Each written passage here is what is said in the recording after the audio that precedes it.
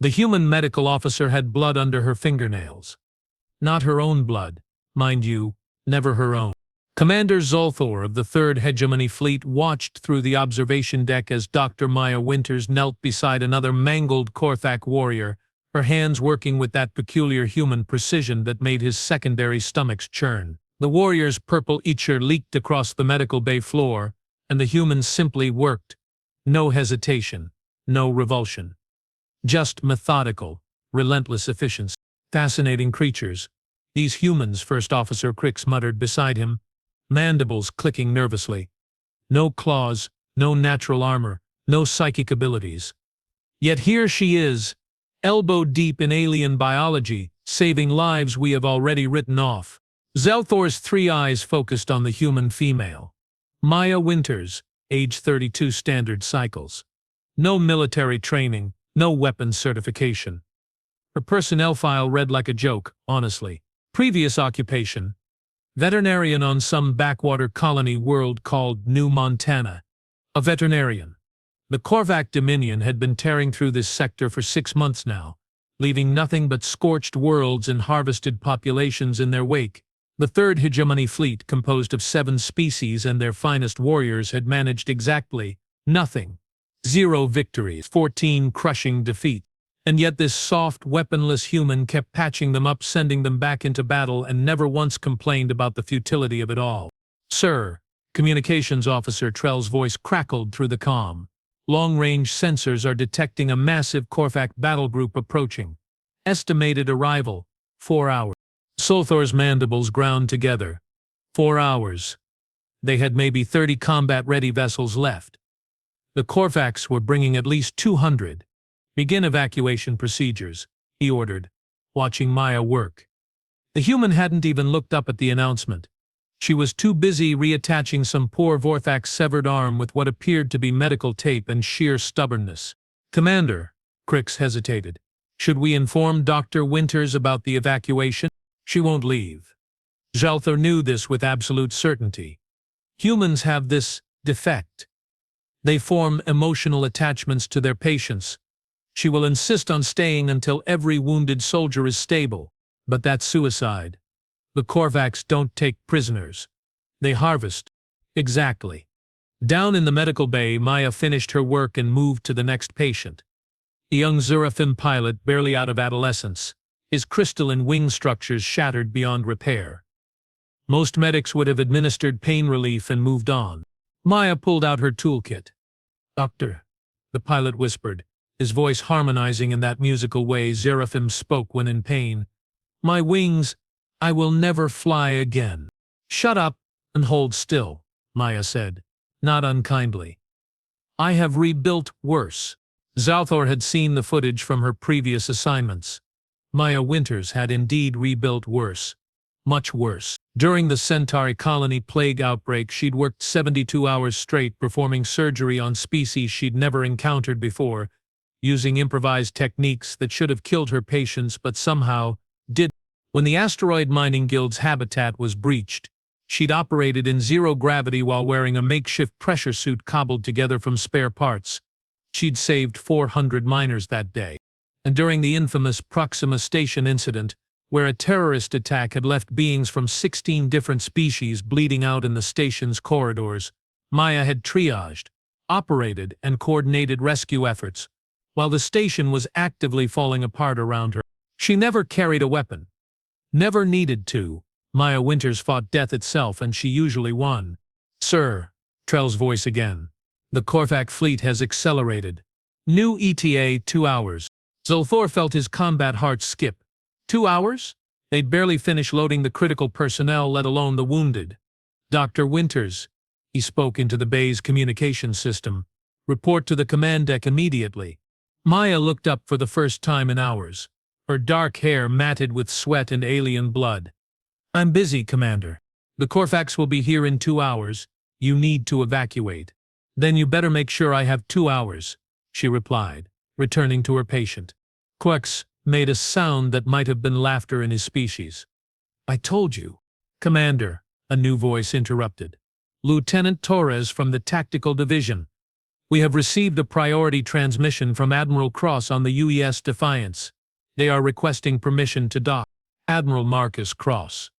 Zalthor knew that name.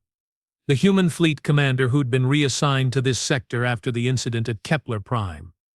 Officially, Cross had been transferred for tactical restructuring. Unofficially, everyone knew he'd been sent here to die quietly away from the core worlds where his failures might embarrass the human colonial authority. Permission granted, Zalthor said. At this point, what was one more doomed ship?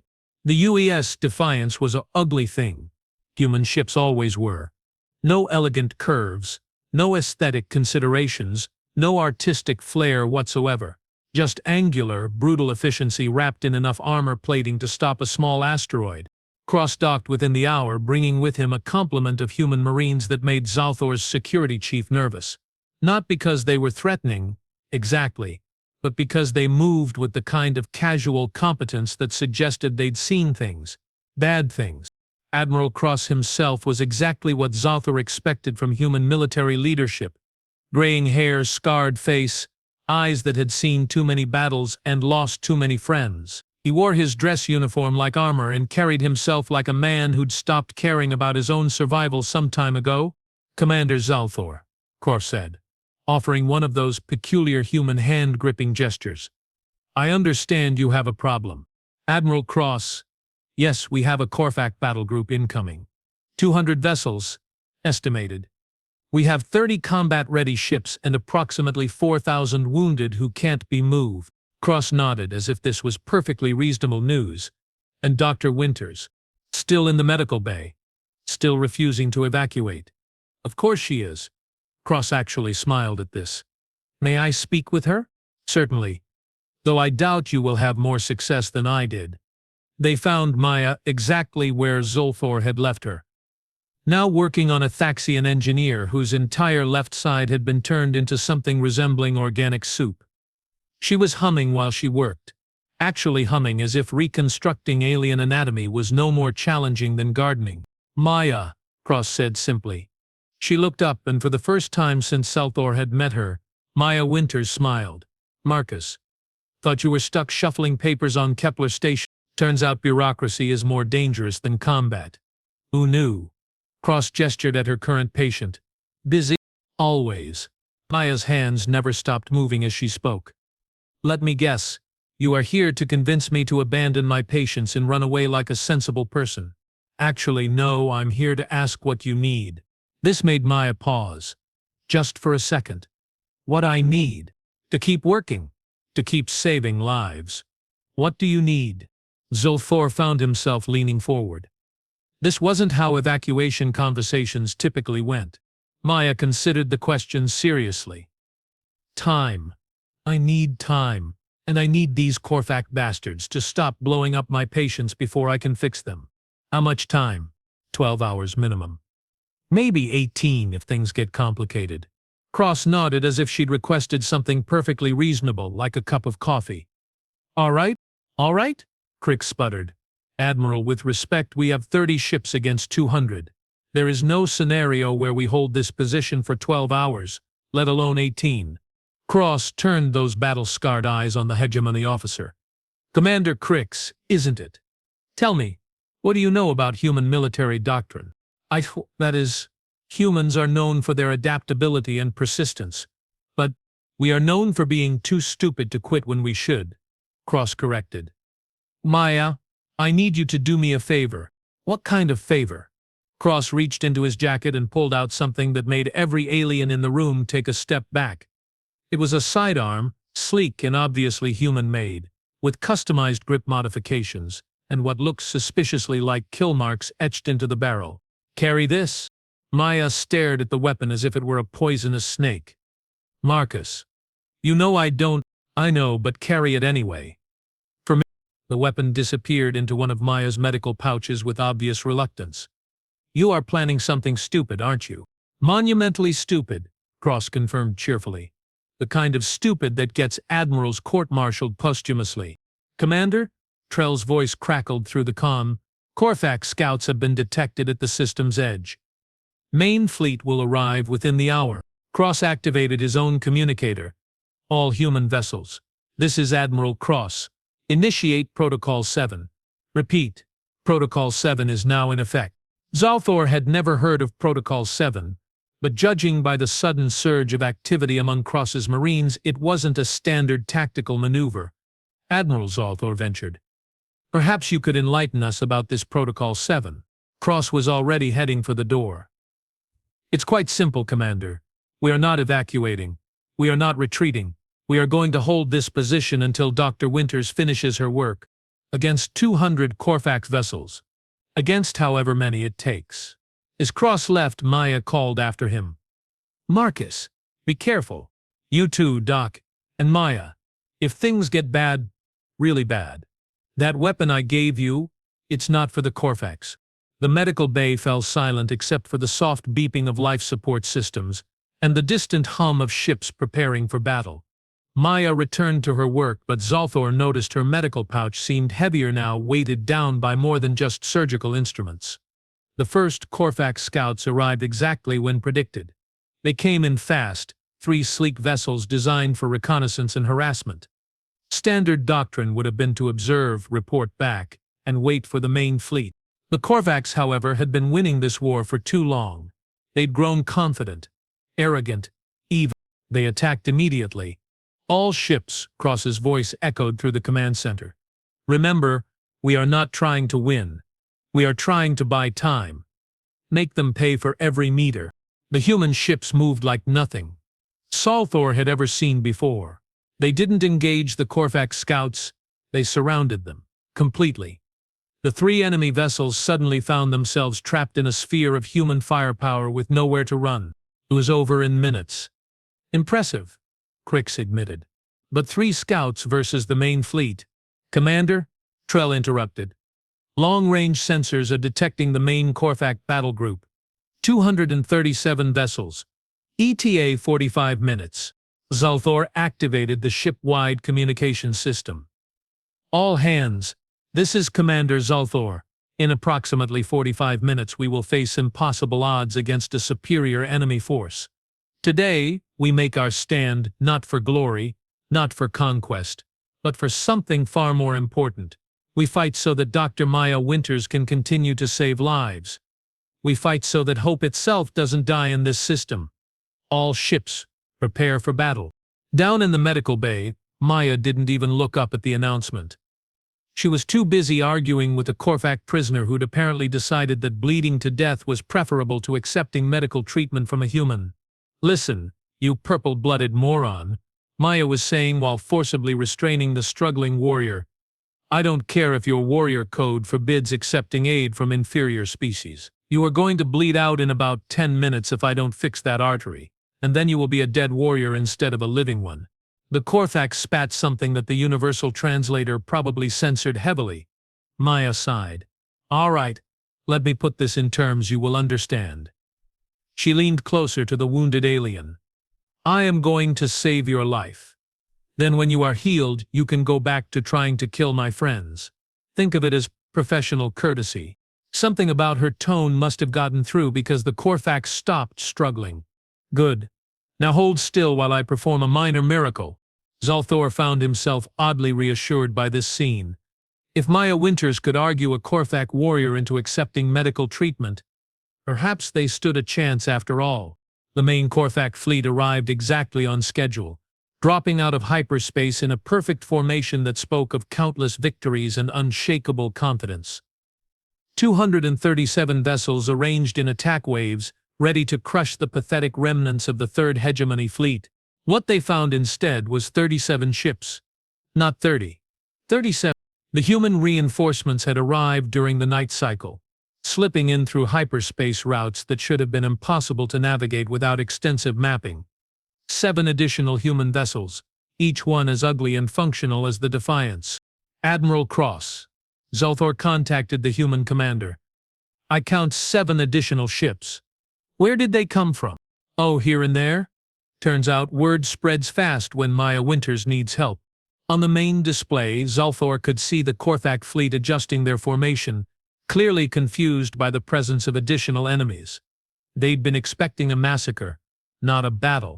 The Korvac commander's transmission came through on all frequencies, the universal translator rendering his guttural speech into something resembling civilized language. Attention, pitiful remnants of the so-called hegemony fleet. I am War Master Thok Grazal of the 7th Harvesting Legion. You will surrender your vessels and prepare to be processed. Resistance will only prolong your suffering.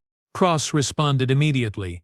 War Master Thok Grazal, this is Admiral Marcus Cross of the Human Colonial Navy. I have a counter-proposal. Humans do not negotiate with the Dominion. State your surrender terms. Actually, I was thinking more along the lines of you turning around and finding something else to do today. Maybe take up a hobby. Knitting? Perhaps. Even through the translation matrix, Thok Grazal's rage was palpable. You mock the Dominion with your final words, human. So be it. All vessels, attack formation. Show them the price of defiance. The Korvac fleet moved forward in perfect synchronization, a wall of death advancing on the small defensive force. Cross activated the fleet-wide channel. All ships, remember the plan. We are not trying to win a conventional engagement. We are trying to make them earn it. The first exchange of fire lit up the system like a newborn star. Korvac plasma lances met human kinetic rounds and hegemony energy beams in a spectacular display of destruction. And that's when Zalthor realized that Admiral Cross hadn't been planning a last stand at all. He'd been planning a trap. The human ships didn't fight like a conventional fleet. They fought like a pack of predators, using the asteroid field and debris from previous battles as cover. Every time the Korvacs tried to focus fire on one target, that ship would disappear behind an asteroid while 2 others opened fire from unexpected angles. But it was more than just unconventional tactics. The humans were using something Zalthor had never seen before. Commander? Crix's voice was filled with amazement. Are those human ships coordinating with our targeting systems? They were. Somehow, the human vessels had linked their fire control systems with the hegemony fleet, creating a unified targeting network that allowed them to focus fire with unprecedented precision. How is this possible? Zalthor demanded. Cross's voice came through the calm despite the fact that his ship had just taken a direct hit. Turns out Maya shared some of her medical data with our technical staff. Biological interfaces between different species. Who knew it would have military applications? Maya. Even in the middle of a space battle, she was finding ways to save lives. The battle raged for 3 hours. Ships died on both sides, their hulls cracking open like eggs to spill atmosphere and crew into the void. But for every human or hegemony vessel destroyed, the Korvacs lost 3. It shouldn't have been possible. The numbers didn't support it. But human Zalthor was learning, had a disturbing habit of ignoring mathematical impossibility. War Master, came a transmission from one of the Korvac vessels. We have lost 43 ships. Request permission to withdraw and call for reinforcements. Denied. Thok Grazal's response was immediate and furious. No Dominion fleet has ever retreated from inferior numbers. We will crush these vermin. That's when Maya's voice cut through the combat chatter. All medical bays, prepare for incoming casualties. And someone tell those idiots on the command deck that I need another 6 hours minimum. 6 hours. They'd been fighting for 3 and Maya needed 6 more. Admiral Cross, Zalthor called. We can't hold them for 6 more hours.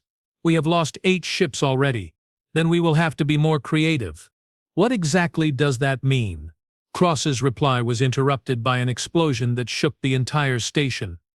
The Korvacs had broken through the outer perimeter and were now targeting the medical facility directly.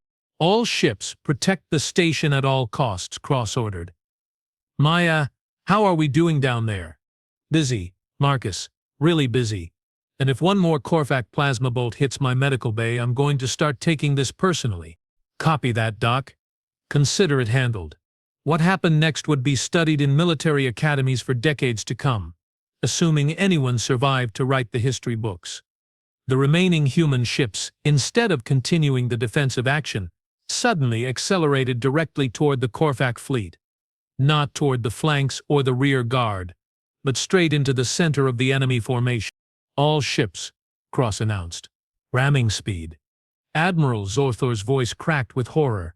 That's suicide. No, Commander. That's Tuesday. The human ships slammed into the Korthak formation like hammers hitting crystal. They didn't try to avoid return fire. They absorbed it, their armor plating glowing white-hot as they pushed deeper into the enemy ranks.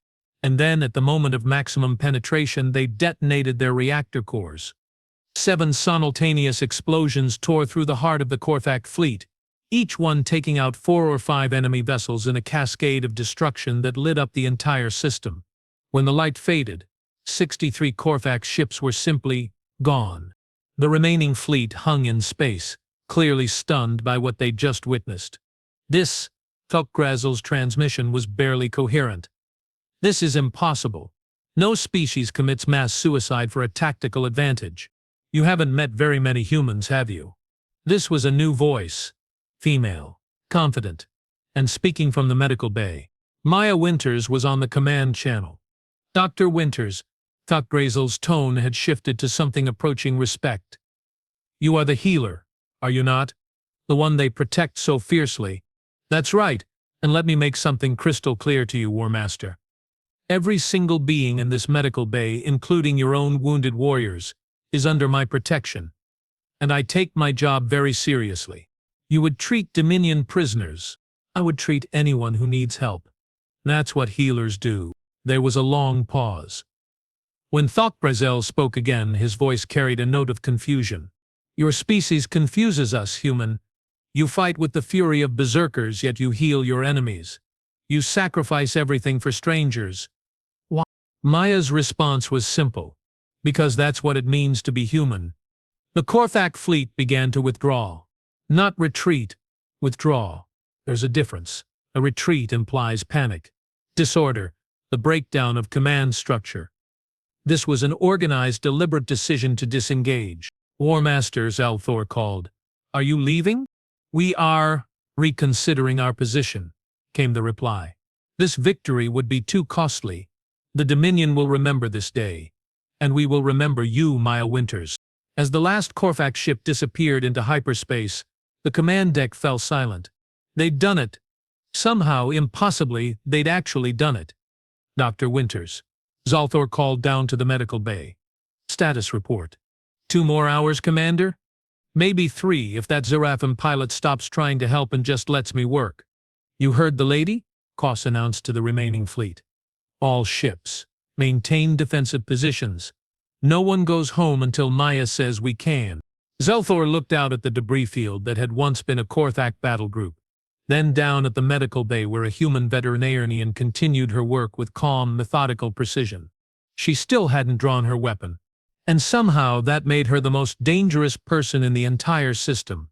The war, Zalthor realized, had just changed. Because the Korthak Dominion had finally encountered something they'd never faced before. Humans who cared, and as any predator in the galaxy could tell you, there's nothing more dangerous than a human with something to protect. 47 hours after the Korthak withdrawal, Maya Winters finally emerged from the medical bay. Her hair was a disaster. Her scrubs were stained with enough alien blood to paint a small starship, and she moved like someone who'd forgotten what sleep felt like. She also looked absolutely furious. Where? She said, her voice carrying the kind of deadly calm that made seasoned warriors nervous. Is Admiral Cross, Commander Zalthor, who had been monitoring fleet repairs from the observation deck, felt his combat heart skip. In all his cycles of military service, he'd learned to recognize that particular tone. It usually preceded explosions. Dr. Winters? He began carefully. The Admiral is in his quarters, reviewing tactical reports. Get him. Now. Maya. First Officer Crix tried to intervene. Perhaps you should rest first. You have been working for nearly 2 standard days without— The look Maya gave him could have frozen plasma. Commander Crix, with all due respect, I have just spent 47 hours putting beings back together after they were blown apart defending this station. I have reattached limbs, rebuilt organs, and performed surgical miracles that should be physically impossible. I have saved every single patient brought to my medical bay, including 3 Korthak warriors who tried to bite me while I was operating on them. She paused, and Zalthor noticed her hand unconsciously drifting toward the medical pouch where she'd hidden Cross's weapon. So when I ask for Admiral Cross, I'm not making a request. I'm giving a medical directive. Get him. Cross arrived within minutes, looking like he'd been expecting this confrontation. His dress uniform was replaced by combat fatigues, and there were new scars on his face that hadn't been there 2 days ago. Maya. Don't mind me, Marcus. She pulled out a data pad and thrust it at him. Do you know what this is? Cross glanced at the pad. Medical records? Casualty reports. From the battle, want to know what I found while I was elbow deep in alien anatomy? I suspect you are going to tell me. Maya activated the pad's holographic display, showing a 3-dimensional tactical map of the recent engagement. 23 of our people died, Marcus. 23, and according to the battle logs, 16 of those deaths were completely preventable. Maya, let me finish. Her voice had dropped to that dangerous whisper again. 16 preventable deaths, because someone decided to use ramming attacks instead of conventional tactics. Because someone thought sacrificing ships was more effective than fighting smart. Cross's expression didn't change, but Zulthor noticed the Admiral's hands clench slightly. The ramming attack was necessary. We were outnumbered 7-1. Bullshit. Maya stepped closer to Cross, and despite the fact that she was unarmed and half his size, the Admiral actually took a step back. I have read the tactical analysis, Marcus. The Corvax were already breaking formation before your suicide run. They were preparing to withdraw. You can't know that. I can, and I do. Because while you were playing hero, I was treating Korthak prisoners, and let me tell you something about Korthak military doctrine. Admiral, they don't retreat unless they are absolutely certain they are going to lose. Zulthor found himself leaning forward. This was unexpected. The Korthaks were losing, Maya continued, her voice gaining momentum. They'd lost 43 ships to our unconventional tactics. Their formation was compromised. Their commander was already showing signs of uncertainty. We had them. Then why did they attack the medical station directly? Because they were desperate. Maya's composure finally cracked, and her voice rose to a shout. They were trying to force us into a mistake, and congratulations, Marcus. It worked. You gave them exactly what they wanted, a spectacular, heroic, completely unnecessary suicide charge that cost us 7 ships and 23 good people. The command deck had gone silent. Every officer, human and alien alike, was staring at the confrontation between the diminutive doctor and the battle-scarred admiral. Cross finally spoke, his voice quiet. Maya, those people died heroes. They died protecting something important. They died because their commander made an emotional decision instead of a tactical one. Maya pulled out Cross's weapon and set it on the nearby console with a metallic clank. I won't carry this, Marcus. Not for you. Not for anyone, because the moment I start thinking like a warrior instead of a healer, people die who don't have to. She turned to leave, then paused. Oh, and Marcus? The next time you want to sacrifice lives for dramatic effect, find yourself a different doctor. I'm done enabling your death wish. Maya stalked off toward her quarters, leaving behind a command deck full of very uncomfortable officers and one admiral who looked like he'd been punched in the soul. Well, Quicks finally said. That was illuminating. Cross picked up his weapon and holstered it without a word. Then he activated the ship-wide communications system. All hands, this is Admiral Cross. I need to make something clear. Dr. Maya Winters was right. The ramming attack was unnecessary. I made an emotional decision that cost lives, and I take full responsibility for that failure. The families of the 23 crew members who died deserve better from their commanding officer. He paused, and when he continued, his voice was rougher. However, I want everyone to understand something about Dr. Winters. She's not just a medical officer. She's not just the best battlefield surgeon in known space. She's the moral center of this fleet, and when someone like that calls you out for making the wrong choice, you listen. Another pause. All department heads, report to conference room Alpha in 1 hour. We need to talk about what happens next. What happened next, as it turned out, was politics. The Korthak withdrawal is being viewed as a significant victory by the Hegemony Council, Commander Zulthor explained during the briefing. They want to capitalize on the momentum. What does that mean exactly? Cross asked. It means they are sending reinforcements. A lot of reinforcements. 3 full battle groups, including the Hegemony flagship Eternal Glory. Cross winced. And let me guess, they want to take the offensive. More than that, they want to push directly into Korthak's space. Strike at their core worlds before they can recover from this defeat. That's... Kor stopped himself, clearly remembering Maya's words about emotional decisions. That's strategically questionable. We don't know enough about Korthak's defensive capabilities in their home systems. The Council believes that our unique tactical approach combined with overwhelming numbers will be sufficient. Our unique tactical approach worked because it was unexpected. The Korthaks won't fall for the same tricks twice. Nevertheless, Krix interjected, the orders are clear. We are to prepare for a major offensive within the next standard week. Cross was quiet for a long moment. And Dr. Winters, what about her? Has anyone asked if she wants to be part of an offensive campaign? Because I'm betting the answer is no. As if summoned by the conversation, Maya chose that moment to enter the conference room. She looked better, having clearly managed to shower and change into clean scrubs, but her expression was still guarded. Admiral, gentlemen, she took a seat at the far end of the table, as far from Cross as possible. I understand we are expecting company. 3 hegemony battle groups, Zelthor confirmed, along with orders to take the war to the Korthaks. Maya's reaction was immediate and predictable. Absolutely not. Doctor, Krix began. You don't have a choice in... Watch me. Maya stood up so quickly, her chair squeaked. I am a medical officer, not a combat soldier. My job is to treat the wounded, not create them. If the Hegemony Council wants to start an aggressive war, they can find someone else to patch up the casualties. Maya, Cross said carefully, where will you go? Anywhere but here. There are refugee camps throughout the sector that need medical assistance. Colonies trying to rebuild after Korthak attacks. People who need healing, not more violence. You'd abandon us? Maya's laugh was bitter. I'd abandon you? Marcus, you have been trying to get yourself killed for months. The ramming attack was just the latest example. You want to die a hero's death so badly you can taste it. That's not...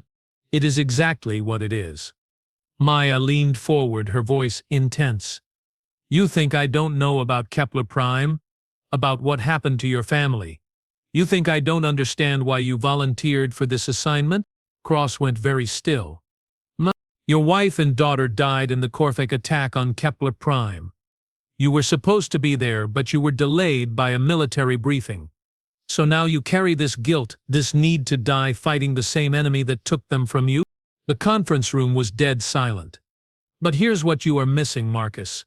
Sura and Emma wouldn't want you to die for them. They'd want you to live. They'd want you to keep protecting people. Keep making a difference. Your death wish isn't honoring their memory, it's spitting on it. Cross was staring at the table, his hands clenched into fists. So no, Maya continued. I won't carry your weapon. I won't enable your suicide mission. And I won't be part of a war machine designed to create more widows and orphans. She turned to leave, then stopped. But Marcus? If you ever decide you want to start saving lives instead of throwing them away, you know where to find me. After she left, the conference room remained silent for several minutes. Finally, Cross spoke. She's right. About Kepler Prime. About the guilt. About everything. Admiral Zolthor said gently. Personal motivations aside, we still have our orders. Do we? Or do we have a choice? I'm not sure I understand. Cross activated his personal datapad and began scrolling through files. Tell me something, Commander.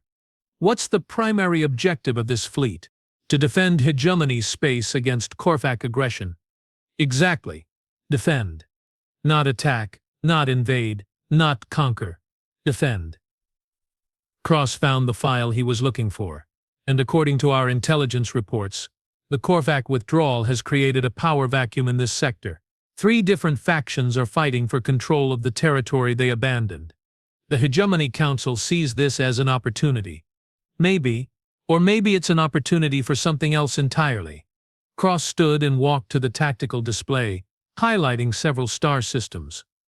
These are the worlds the Korthaks abandoned. 12 systems, approximately 40 million inhabitants. Most of them are probably suffering from infrastructure damage, food shortages, medical crises. Understanding dawned on Zorthor's face. You want to provide humanitarian aid instead of military conquest. I want to do what Maya would do. I want to heal instead of harm. The Council will never approve such a mission. Then we don't tell them. We report that we are conducting stability operations in the abandoned systems, which is technically true. Admiral Crix objected. This could be seen as insubordination. Good. I have been following orders my entire career, and it got my family killed. Time to try something different. Cross activated the ship-wide communication system. All hands. This is Admiral Cross. I need to inform you of a change in our operational parameters. Instead of preparing for offensive operations against the Corfax, we are going to be conducting humanitarian missions in the systems they have abandoned. He paused, then continued. I know this isn't what some of you signed up for. Combat operations offer glory, advancement, the chance to be remembered as heroes. Humanitarian work offers long hours, difficult conditions, and the knowledge that you have made a difference in someone's life. Another pause. Anyone who wants to transfer to the main hegemony battle group when it arrives is free to do so with no questions asked. But anyone who stays is going to learn what it means to fight the way Maya Winters fights. We are going to make war on suffering itself. The response was immediate. Every department head on Cross's ship requested to remain with the humanitarian mission. Within hours, requests were coming in from other ships in the fleet. By the end of the day, 31 of the 37 surviving vessels had committed to Cross's new mission. Maya's going to be pleased, Crix observed. Maya's going to be suspicious, Cross corrected. She's not stupid. She knows this could be a career-ending decision for everyone involved. And she's worth it. They all are. Every life we save is worth more than any military commendation. The first test of Cross's new philosophy came 3 days later, when the fleet arrived at the Kepler-7 system. Intelligence reports had indicated moderate infrastructure damage and possible civilian casualties. What they found was a nightmare. The Korvax hadn't just abandoned Kepler-7. They'd systematically destroyed everything of value before leaving. Power plants, water treatment facilities, agricultural centers, even hospitals. 43 million people were stranded on a world that could no longer support them. Dear God, Cross whispered as the reports came in. It's a genocide in slow motion. Admiral Communications Officer Trell reported. We are receiving thousands of distress calls from the planet's surface. The local government is requesting immediate humanitarian assistance. All ships. Deploy relief operations immediately. Medical teams, engineering crews, anyone with relevant skills, and someone get Dr. Winters up here. Maya arrived on the command deck within minutes, took one look at the tactical display and immediately began issuing orders. I need every medical officer in the fleet, regardless of species or specialization. Set up triage centers in the major population areas. Focus on preventable deaths first, long-term care second. Mayo, Cross said. This is bigger than anything we have handled before. Then we will handle it anyway. She turned to face him, and for the first time in days she wasn't angry. Marcus. This is what I have been trying to tell you. This is how you fight a war, not by killing the enemy but by saving everyone else. You are not angry about the mission change. Maya actually smiled. I'm furious that it took you this long to figure it out. But no, I'm not angry. I'm proud. The next 2 weeks were a blur of activity. Human engineering teams worked alongside alien technicians to restore power grids. Medical officers from 7 different species collaborated on treatment protocols for conditions they'd never encountered before. Supply ships made constant runs to bring in food, medicine, and basic necessities. And through it all, Maya worked with the same relentless efficiency she'd shown during the battle. But instead of fixing wounded soldiers, she was fixing a dying world. Doctor, one of the local officials approached her during a brief break. I wanted to thank you. My daughter, she would have died from the radiation poisoning if your people hadn't arrived. Maya looked up from her reports, exhausted but determined. What's her name? Kira. She's 8 years old. Tell Kira that she's the reason we are here. All of us. Every ship, every crew member. We are here because little girls like her deserve to grow up in a universe where people care about each other. The official walked away, wiping his eyes, and Cross approached Maya's workstation. You know, he said quietly, The Hegemony Council is probably going to have us all court-martialed when they find out what we are doing here. Probably, Maya agreed. Worth it? Absolutely. Good. Because I have a confession to make. Maya pulled out Cross's weapon and set it on her desk. I have been thinking about what you said, about carrying the... Cross tensed. Maya, I'm not going to carry it because I want to kill someone. She continued. I'm going to carry it because sometimes the only way to protect the people you care about is to be willing to fight for them. What changed your mind? Maya gestured at the tactical display, which now showed dozens of relief operations in progress across the planet. This changed my mind. Seeing what we can accomplish when we work together, seeing what's possible when people choose to heal instead of harm. She picked up the weapon and examined it carefully. But Marcus, if I'm going to carry this, I need you to promise me something. Anything. Promise me that we are not going to become the thing we are fighting against. Promise me that every decision we make will be about saving lives, not taking them. I promise. Maya holstered the weapon. And for the first time since Cross had known her, she looked like someone who was ready for war. The right kind of war. So, she said, consulting her medical reports, what's our next mission? There are 11 more systems that need help. Some of them are probably worse than this one. Then we better get moving. Maya stood up, stretching muscles that had been cramped over medical equipment for too long. Oh, and Marcus? Yes.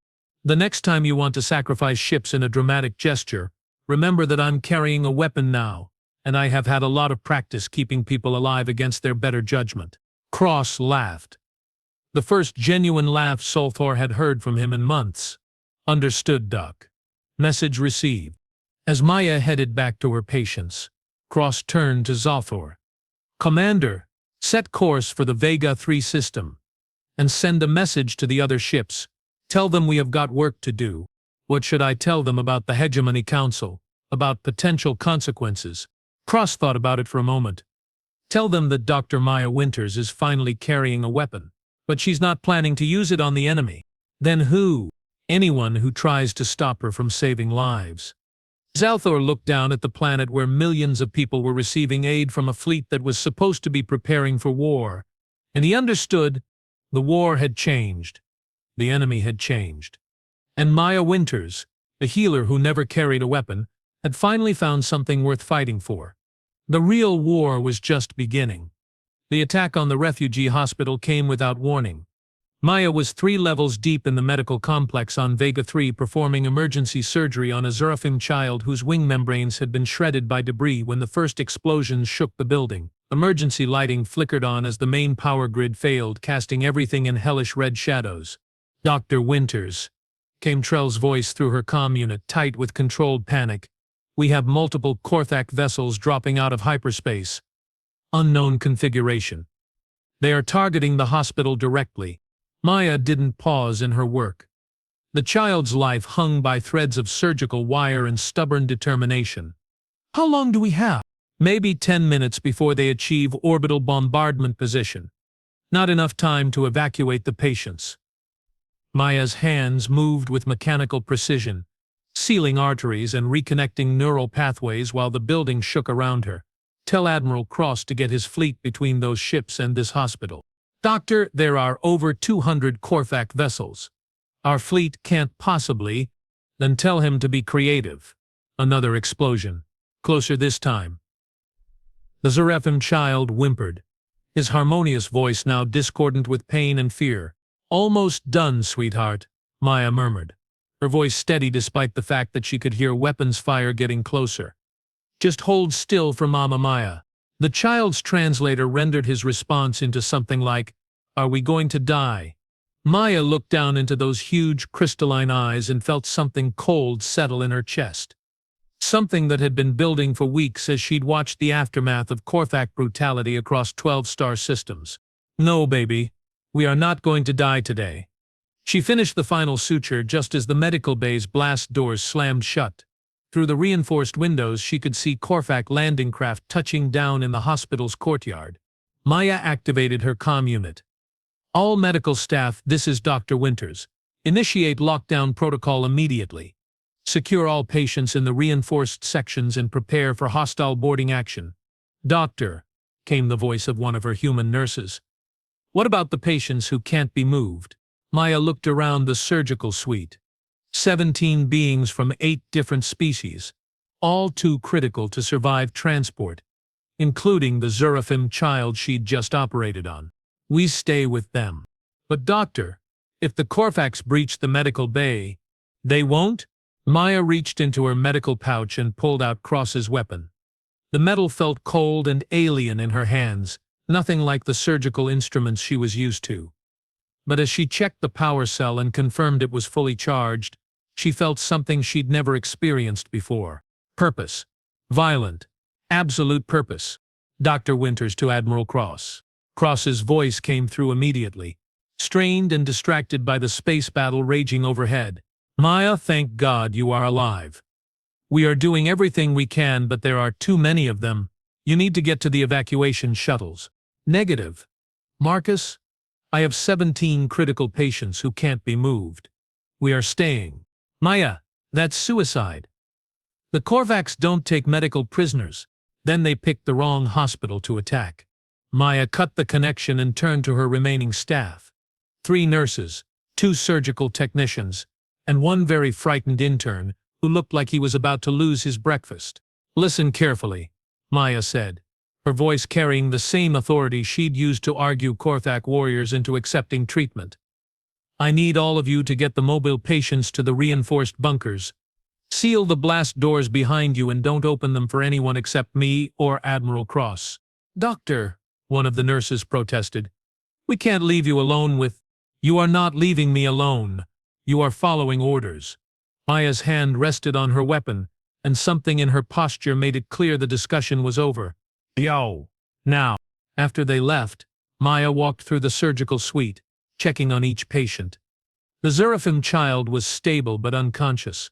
A Thaxian engineer with spinal injuries was awake and terrified. Several others were in medically induced comas, blissfully unaware of the danger. Maya pulled up a chair next to the Seraphim child's bed and waited. The first Corvax soldier through the blast doors died without ever seeing her. The plasma bolt caught him center mass, punching through his combat armor like it was made of paper. He dropped with a wet thud, his weapon clattering across the medical bay floor. Maya had never killed anyone before. She'd expected to feel something: guilt, horror, revulsion. Instead, she felt only a cold, clinical satisfaction, like successfully completing a difficult surgery. Attention, Corvax boarding party. She called out, her voice echoing through the corridors.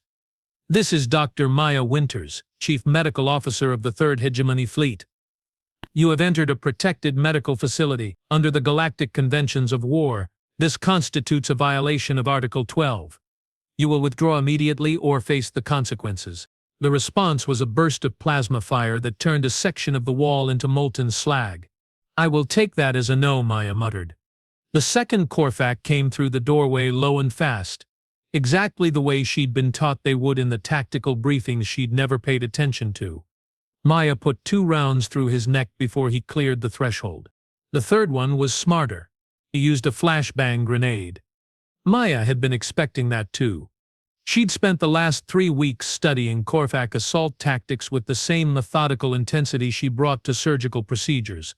She knew their equipment, their standard operating procedures, their psychological profiles. More importantly, she knew their weaknesses. The flashbang went off, filling the medical bay with light and sound. Maya, who had been wearing protective goggles and noise-canceling headphones, calmly shot the disoriented Corvax soldier through the faceplate of his helmet. Maya came Cross's voice through her comm, desperate and strained. The orbital bombardment is about to begin. Whatever you are doing down there, you need to finish it and get to shelter. Working on it, Marcus. The 4th, 5th, and 6th Corvax came as a coordinated team using proper cover and suppression tactics. Maya killed all 3 of them in under 30 seconds, using angles and positioning she'd learned from studying the hospital's architectural plans. By the time the 7th soldier entered the medical bay, he was moving like someone who'd realized he was walking into a slaughter. Maya shot him anyway. Attention remaining Corvax forces, she announced. I am a medical officer. My job is to preserve life, however, I have taken an oath to protect my patients by any means necessary. You are threatening my patients. Please note that any means necessary includes killing every single one of you. The response came in the form of a thermal grenade that melted through the external wall, creating a gaping hole that offered the remaining Corvax a second point of entry. Maya sighed and adjusted her position to cover both entrances. The next wave came from both directions simultaneously. 8 soldiers, moving with the kind of professional competence that marked them as elite assault troops. Maya killed 6 of them before they realized what was happening. The 7th managed to get close enough to the Seraphim child's bed before Maya put a round through his spine, dropping him 2 meters away from her patient. The 8th soldier, showing more intelligence than his comrades, threw down his weapons and attempted to surrender. Maya shot him in the head. "Sorry," she said to his corpse. "No prisoners today." The common crackled again. "Maya, this is Zalthor. We are reading massive Korthak casualties in your section. What's your status?" "Busy, Commander. How's the space battle going?" "Not well. Admiral Cross is trying to break through their orbital line.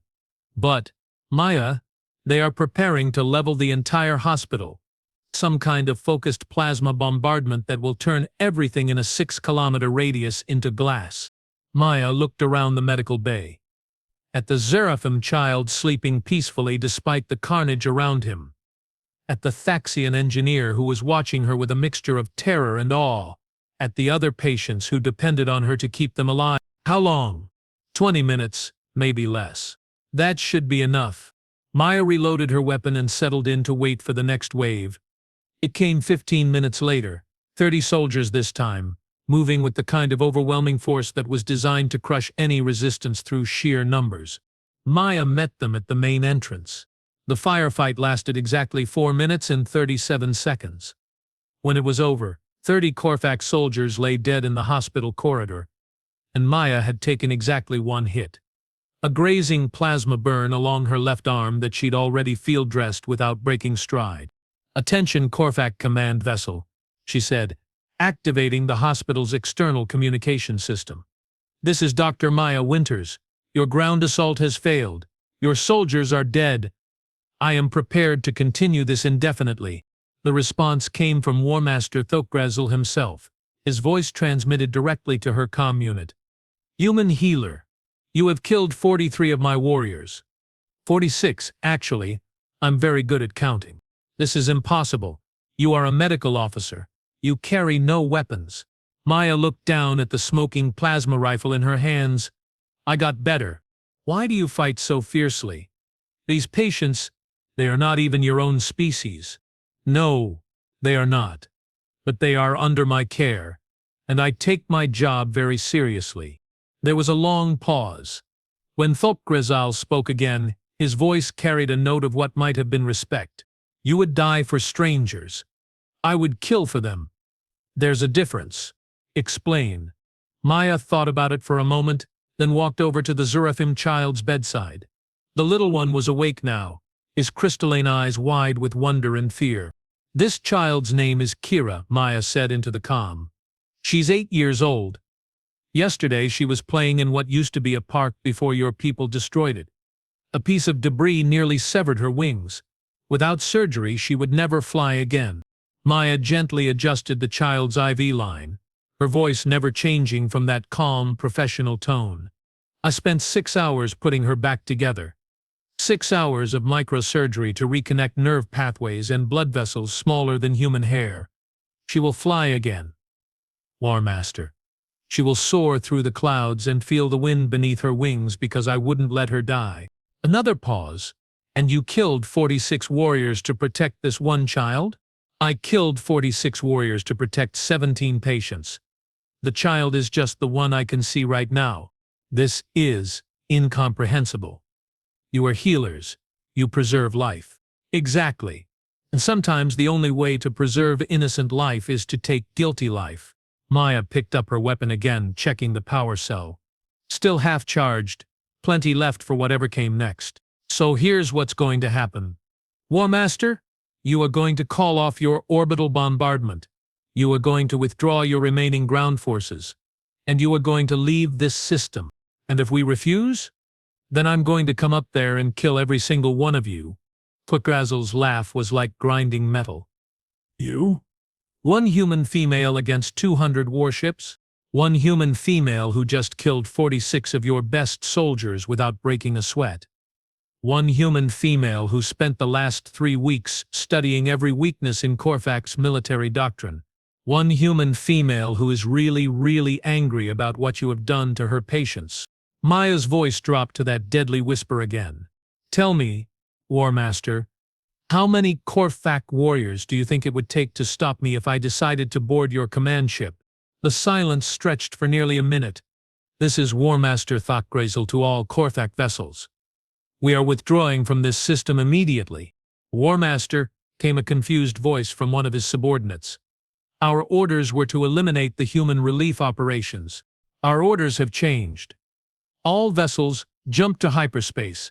Now! Maya watched through the hole in the hospital wall as the Corfac fleet began disappearing into hyperspace. One ship at a time.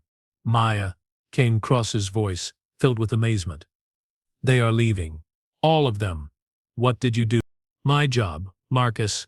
I protected my patients. The ground team found the bodies.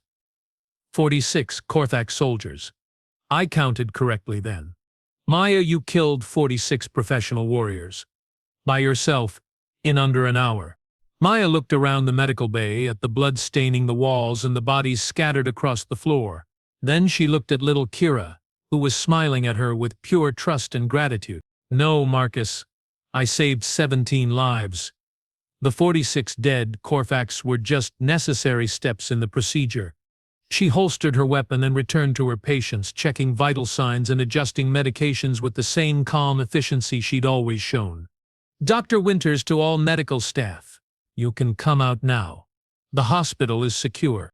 As her team began filtering back into the medical bay, staring in shock at the carnage Maya had wrought, she continued her rounds as if nothing unusual had happened. Doctor, the frightened intern finally managed to ask, how did you... you are a veterinarian. Maya looked up from the Thaxian engineer's chart and smiled. It was not a particularly comforting smile. I'm a veterinarian who spent 15 years dealing with scared, dangerous animals. Corfac warriors are just another species of predator. And predators, no matter how dangerous they think they are, have one universal weakness. What's that? They are not used to being prey. 3 days later, Maya stood on the observation deck of the UES Defiance, watching as the last of the refugee ships departed Vega 3 for safer systems. The humanitarian mission had been a complete success. 43 million people evacuated, countless lives saved, infrastructure rebuilt. Admiral Cross joined her at the viewport, carrying 2 cups of coffee and looking like he'd aged a decade in the past week. The Hegemony Council wants to see you, he said, offering her one of the cups. I bet they do. Maya accepted the coffee gratefully. Court-martial? Medal of Honor, actually. Apparently single-handedly defeating a Corfac assault force gets you noticed by the brass. And you, Cross shrugged. Promotion. They are giving me command of the entire humanitarian fleet. Seems our little experiment worked better than anyone expected. Maya sipped her coffee and watched the stars. What about the other refugee systems? What about them? Someone needs to protect them. Someone needs to make sure that what happened on Vega 3 doesn't happen again. Maya, Cross said carefully, are you volunteering for permanent combat duty? Maya was quiet for a long moment. When she spoke, her voice carried the weight of 46 necessary deaths and 17 saved lives. I'm volunteering to do whatever it takes to protect innocent people. If that means carrying a weapon, then I will carry a weapon. If it means killing predators who threaten my patients, then I will kill them. She turned to face Cross, and he saw something in her eyes that hadn't been there before. Something hard and determined and absolutely terrifying. But understand something, Marcus. I'm still a healer. I'm still going to save every life I can. The weapon doesn't change that.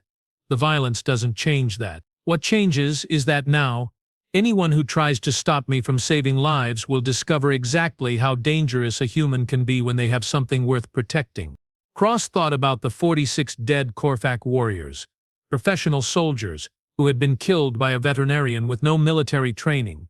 The other species, he said, they are going to be afraid of us now, afraid of what we are capable of.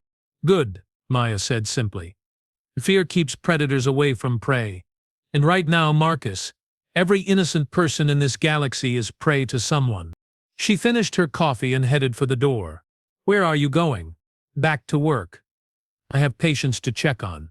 Maya, Cross called after her. That thing you said about being too dangerous when we have something to protect? Yes, you were right, but it's not just about protecting patients, is it? Maya paused in the doorway, her hand resting unconsciously on her weapon.